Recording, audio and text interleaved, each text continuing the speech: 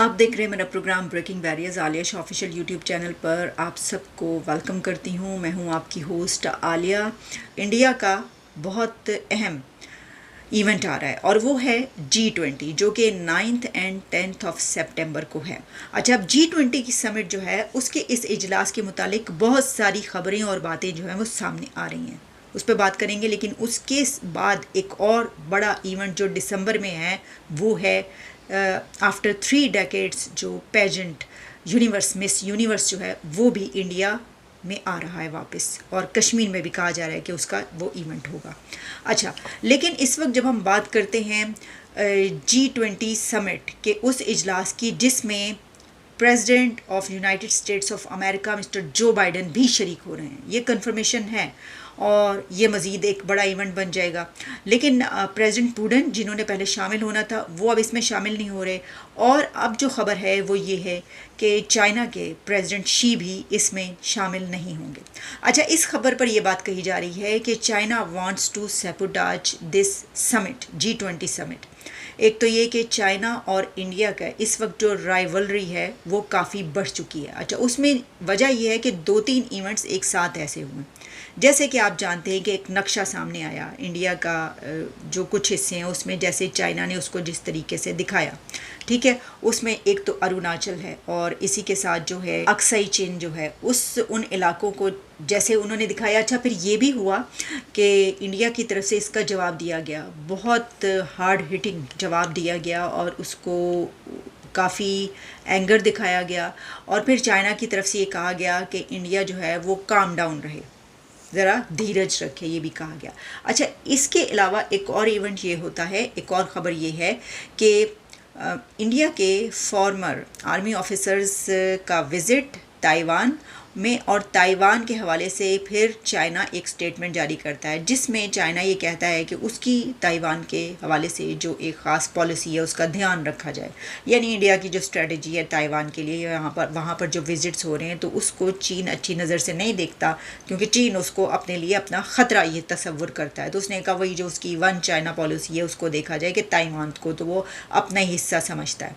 और उसके बाद अब तो उसने नक्शे में जो इलाके दिखाए हैं उसके ऊपर भी उसकी फिर जो वही एक पॉलिसी है कि ये इलाका हमारा है, ये इलाका हमारा है, उस हवाले से।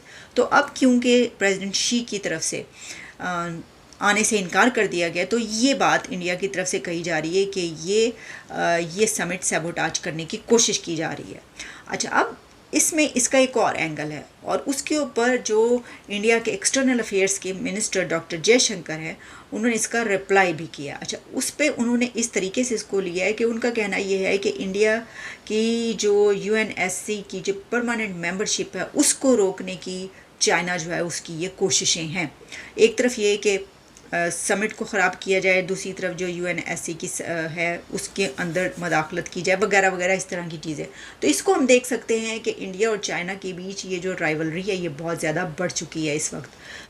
ये कहा गया कि क्योंकि इंडिया इतनी ज़्यादा तरक्की कर रहा है और अब तो स्पेस में भी इंडिया जो है एक बड़ा अहम अब कंट्री बन के सामने उभर के आ चुका है। बल्कि मैं देख रही थी कि नासा की तरफ से जो वीडियोज़ हैं वो बाकायदा थैंक यू इंडिया करके उनकी उस पर अपलोड की गई हैं। जब चंद्रयान 3 रोवर की तरफ से कुछ ऐसी जो पिक्चर्स आती हैं साउथ पोल की, और उसमें बताया जाता है कि सल्फ़र है यहाँ पर, ये पता चला है, जो कुछ नई चीज़ें पता चली हैं चांद के उस हिस्से के मुतालिक, तो उसके बाद फिर नासा की तरफ से भी तारीफ़ की गई है इंडिया की, और पार्टनर कह के बुलाया गया है कि हमारा पार्टनर, हम बड़ा शुक्रिया अदा करते हैं, thank you our partner India कि ये वाला जो मिशन वहाँ पे गया और हमें ऐसी रिसर्च नहीं मिल रही है, देखने को मिल रही है। तो इसमें ये तरक्की देखते हुए भी जो हमसाया मुल्क भारत है उसका ये कहना है कि जो ऐसे उस कंट्रीज़ जो कि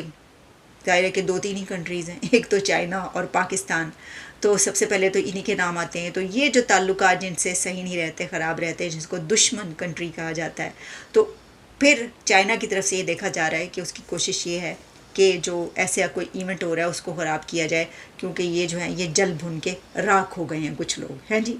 तो वो मसला ये है कि ਜਦੋਂ ਸਾਡੀ ਵੱਲ जल भुन के राख होते हैं तो हम कहते हैं हमें तो सबूत दो। तो उस तरफ जो है वो अगर जल भुन के राख हैं तो वो सबूत तो नहीं मांग रहे, वो तो खुद उनकी भी स्पेस में वो काम जारी है। तो वो कहते हैं कि अच्छा वो गल है कि असीं नहीं आ रहे, साढ़े वालों ना ही समझो। तो फिर इंडिया कहता है अच्छा ताड़े वालों ना ही समझिए, तो फिर ना हो गई जे। तो मैं आपको ही दिखाई देती हूँ अब कि डॉक्टर जयशंकर जो हैं उन्होंने इसका जवाब कैसे दिया है। बड़ा इंटरेस्टिंग उन्होंने रिप्लाई किया, इसके ऊपर ज़रा सुनिए। में चढ़ते हैं तो जो पहले सीट में जो बैठ जाते हैं वो कभी सीट को छोड़ते नहीं। हाँ, वहीं वहीं आप खड़े हो, बस कहीं भी जा रही हो तो वो बैठे रहेंगे वहां, आपकी तरफ देखेंगे भी नहीं। हाँ, तो क्या होता है कि एक किस्म से यूएन भी ऐसा ही है। दुनिया का सबसे बड़ा देश पॉपुलेशन के हिसाब से, 5वां इकोनॉमी, उसको आप बाहर कितने दिन के लिए रख सकते? History is on our side. I can tell you, UN will change. The people, the countries, the people, the forces who are blocking it will keep trying, but eventually it will happen. देखिए, ये अभी जो UN जो है, इसकी architecture जो है 1940s में बनी थी, जब सेकेंड वर्ल्ड वॉर चल रहा था उस समय। और उसके जब बनी थी, आप याद रखिएगा कि उस समय कुल मिला के यूएन, पूरे यूएन की सदस्यता जो थी वो करीब 50 देश थे। व्यवस्था जब 50 मेंबर्स होते हैं और अब वो व्यवस्था जो है 50 से 200 हो चुकी है, तो ये कैसे संभव है कि वही लोग जो 50 को चलाते थे वो 200 को चले? तो पर इसमें क्या होता है कि जो लोग पहले, जैसे आपने देखा ना, कभी कभी आप जब यू स्पेशल में चढ़ते हैं तो जो पहले सीट में जो बैठ जाते हैं वो कभी सीट को छोड़ते नहीं।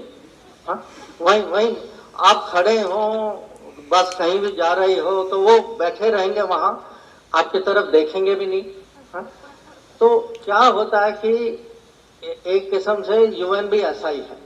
हाँ, कि जो बैठ गए, हाँ, जो बैठ गए उनको लगता है कि हमारा काउंसिल के परमानेंट मेंबरशिप से एक भी अफ्रीका का देश नहीं, एक भी लैटिन अमेरिका का देश नहीं, दुनिया का सबसे बड़ा देश पॉपुलेशन के हिसाब से, 5वां इकोनॉमी, उसको आप बाहर कितने दिन के लिए रख सकते?